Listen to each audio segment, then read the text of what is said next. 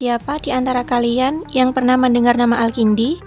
Jika kalian penasaran tentang sosok yang dijuluki Bapak Filsafat Islam, maka kalian berada di tempat yang tepat.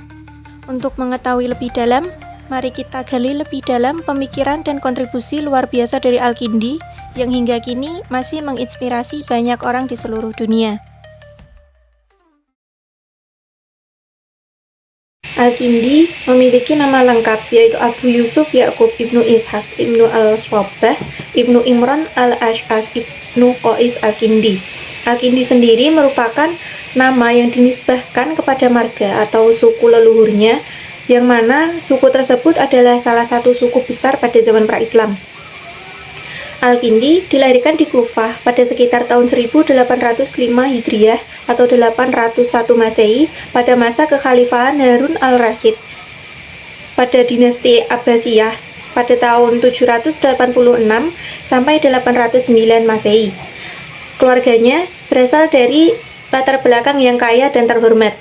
Ayahnya, yaitu Ishaq Ibnu Al-Swabbah, adalah seorang gubernur di Kufah.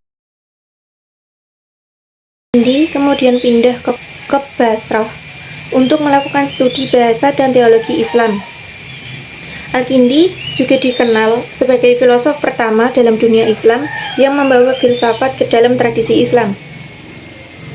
Ia menulis karya sebanyak 275 dalam berbagai bidang termasuk filsafat, logika, fisika, politik, psikologi, etika, astronomi, dan teologi. Meskipun ia merupakan filosof yang terkemuka pada saat itu, namun ia juga menghadapi beberapa penolakan dan serangan dari kalangan yang menentang filsafat, terutama setelah kekuasaan beralih ke Al-Mutawakkil. Al-Kindi meninggal pada tahun 252 Hijriah dengan perbedaan pendapat di antara para cendekiawan mengenai tahun pasti wafatnya. Ada juga para cendekiawan yang mengatakan bahwa ia wafat pada tahun 260 Hijriah. Berlanjut ke pemikiran-pemikiran Al-Kindi. Dasar pemikiran filsafat Al-Kindi ini berasal dari teks-teks Yunani klasik yang dipadukan dengan keyakinan agama Islam sebagai agama yang dianutnya. Lalu apa saja sih pemikiran-pemikiran dari Al-Kindi? Di antaranya yang pertama yaitu posisi ilmu filsafat dalam Islam.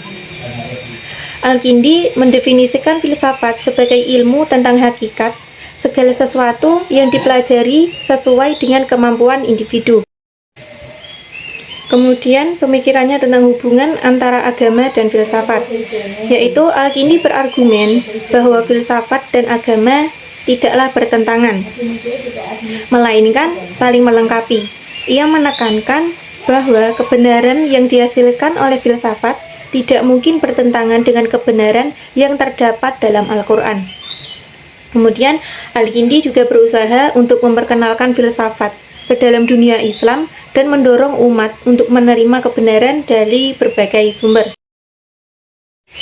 Kemudian, pemikirannya tentang konsep filsafat ketuhanan atau metafisika, Al-Kindi menyatakan bahwa Tuhan adalah wujud yang sempurna, yang tidak didahului oleh wujud yang lain. Kemudian ia juga memberikan 3 argumen yang membuktikan adanya Tuhan. Yang pertama yaitu tidak mungkin ada benda yang ada dengan sendirinya. Kemudian yang kedua, keragaman dan keseragaman dalam alam memerlukan pencipta. Kemudian yang ketiga yaitu kerapian alam menunjukkan adanya pengatur yang ada adalah Tuhan. Kemudian pemikirannya tentang filsafat sejarah. Yang pertama, Al-Kindi melihat sejarah sebagai bagian dari pemahaman manusia tentang kebenaran dan perkembangan peradaban yang dapat dipelajari secara sistematis. Kemudian yang kedua yaitu ia berpendapat bahwa sejarah harus dianalisis dengan pendekatan rasional, menggabungkan fakta-fakta empiris dengan pemikiran filosofis untuk memahami makna di balik peristiwa sejarah.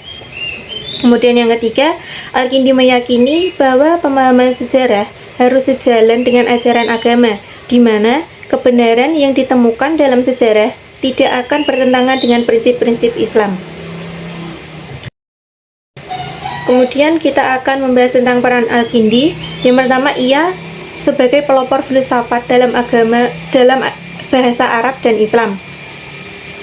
Al-Kindi dikenal sebagai filsuf muslim pertama yang secara sistematis memperkenalkan dan mengembangkan filsafat Yunani ke dalam dunia Islam dengan menggunakan bahasa Arab sebagai media pengantar. Kemudian perannya yang kedua yaitu menjadi jembatan antara filsafat Yunani dan filsafat Islam. Al-Kindi tidak hanya menerjemahkan, tetapi juga menafsirkan dan mengadaptasi pemikiran Yunani agar selaras dengan ajaran Islam, khususnya dalam isu-isu metafisika, kosmologi, dan epistemologi. Ia juga menegaskan bahwa filsafat dan wahyu merupakan dua jalan menuju kebenaran yang saling melengkapi, sehingga rasio dan iman dapat berjalan berdampingan dalam memahami realitas dan sejarah. Kemudian perannya dalam kontribusi terhadap filsafat Islam. Yang pertama, Al-Kindi memperkenalkan metode rasional dan kritis dalam memahami sejarah serta perkembangan pemikiran manusia. Ia menekankan pentingnya mengambil ilmu dari manapun asalnya, termasuk dari bangsa dan peradaban lain, selama itu adalah kebenaran. Yang kedua, pandangan ini mendorong keterbukaan intelektual dan menjadi fondasi bagi lahirnya tradisi historiografi ilmiah di dunia Islam, di mana sejarah tidak hanya dipandang sebagai narasi peristiwa, tetapi juga sebagai hasil dari proses rasional dan analisis kritis. Di sini kita akan membahas karya-karya dari Al-Kindi. Al-Kindi sendiri menulis lebih dari 260 risalah yang mencakup berbagai bidang ilmu pengetahuan. Meskipun sebagian tidak bertahan hingga saat ini, namun karya-karyanya yang masih ada sangat berpengaruh dalam perkembangan ilmu pengetahuan dan filsafat di dunia Islam maupun Barat. Karya-karyanya ini juga menjadi rujukan bagi filsuf-filsuf setelahnya. Di antara karya-karyanya, saya akan membahas 3 yang paling fenomenal. Yang pertama yaitu Fi al-Falsafah al-Ula.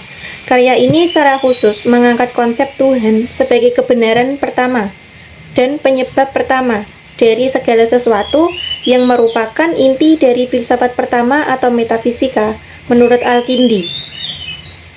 Ia menegaskan bahwa segala sesuatu yang ada memiliki kebenaran dan eksistensi karena berasal dari Tuhan sebagai penyebab utama. Kemudian karyanya yang kedua yaitu kitab Al-Hasi ala Ta'alum Al-Falsafat.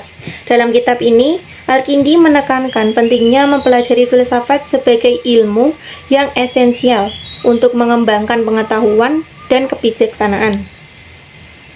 Kitab ini juga berperan dalam memperkenalkan konsep-konsep filsafat Yunani ke dunia Islam dengan bahasa Arab yang mudah dipahami.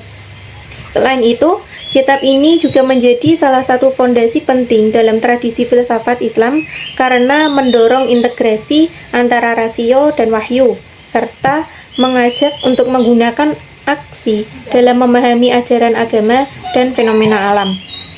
Kemudian, kitab yang ketiga, atau karyanya yang ketiga, yaitu Risalat ila al-Ma'mun fi al-Ilat wa Ma'lul. Yaitu karya ini menegaskan bahwa segala sesuatu yang ada di alam ini memiliki sebab yang mendasar. Al-Kindi menggunakan pendekatan rasional dan filosofis untuk menjelaskan bagaimana sebab dan akibat dalam bekerja di dunia fisik atau metafisik, serta bagaimana prinsip ini mencerminkan keteraturan ciptaan Tuhan. Ada di ujung materi teman-teman, bahwasanya Al-Kindi merupakan tokoh sentral dan pelopor dalam sejarah filsafat Islam yang berjasa besar dalam membuka pintu-pintu filsafat bagi dunia Islam dengan mengintegrasikan pemikiran filsafat Yunani. Ia dikenal sebagai bapak filsafat Islam karena berhasil memperkenalkan dan mengembangkan filsafat dengan sistematika yang jelas sekaligus menyesuaikannya dengan ajaran inti Islam, terutama dalam konsep tauhid, sehingga filsafat, dan agama dapat berjalan secara beriringan tanpa pertentangan. Baik teman-teman, demikianlah perjalanan kita dalam menelusuri pemikiran dan kontribusi Al-Kindi, yaitu sosok yang telah mengubah wajah filsafat dalam tradisi Islam. Semoga menginspirasi dari pemikirannya dan dapat mendorong kita untuk terus mencari kebenaran dalam memperluas wawasan. Terima kasih telah menyaksikan dan sampai jumpa di video selanjutnya.